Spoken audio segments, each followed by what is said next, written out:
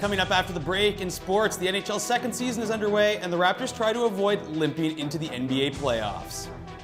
Last weekend, Davidson College defined the madness of March by first taking Gonzaga, then toppling number 2 ranked Georgetown on their way to this weekend's Sweet 16.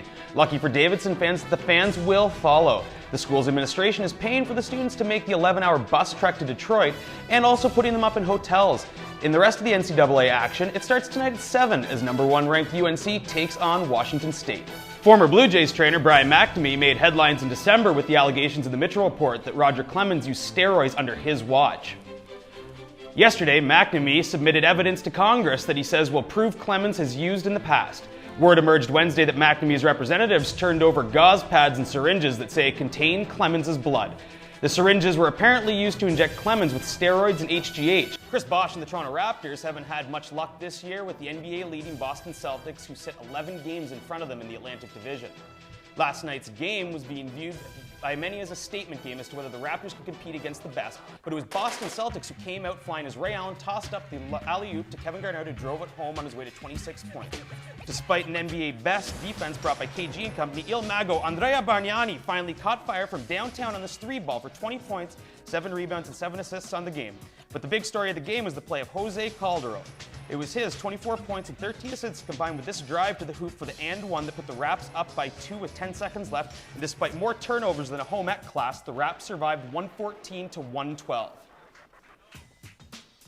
Captain Canada Steve Nash and his Phoenix Suns took on the last-place Timberwolves. Despite the mismatch in the win-loss records, the Timberwolves took off early as Al Jefferson finally put this basket away.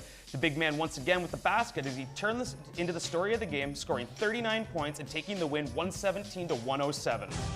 The NHL regular season is coming to an end, which means lots of playoff implications in tonight's games. First and foremost, the Leafs are clinging to their playoff hopes in Boston, while the Rangers host the Devils in a battle for 4th spot in the Eastern Conference.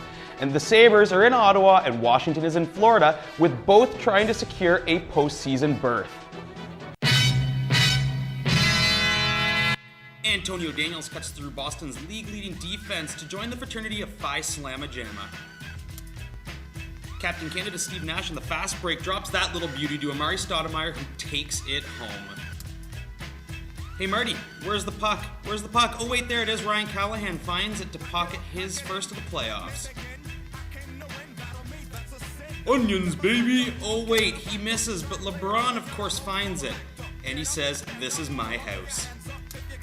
Hey New Jersey, the trap doesn't always work as number 15 Blair Betts takes the puck in and knocks it off Marty Brodeur, gives it the big rebound, but Sean Avery puts it away. You know, they said at the start of the year we're going to be a defensive team first, so obviously that's what we are, and we just got to, offense just got to try to catch up to the defense, I guess. The Toronto Rock are 3 years removed from their last NLL championship, and after a 14-10 loss at New York last weekend, the Rock are currently on the outside looking in at the playoff teams.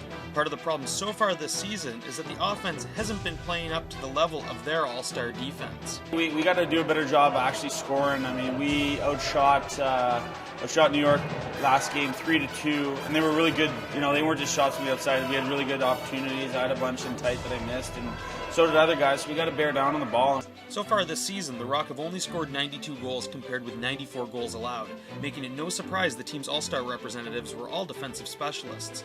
But the offense has to pick up going into a 2-game weekend against Edmonton and Buffalo if the Rock want to gain some momentum heading into the final games of this season. Well, we got to start off with focusing on Edmonton. We can't really worry about the Buffalo game yet, so we got to make sure we get Edmonton. And then obviously if we win that makes Buffalo just huge playoff implications. So we got to put the New York game behind us. With the All-Star break now over, the Rock will look to solidify that 4th and final playoff spot in a tough and competitive Eastern Conference. For Sheridan Newslink at 5 Sports, I'm Kyle Lawson. And that's it for sports. Now back to the desk.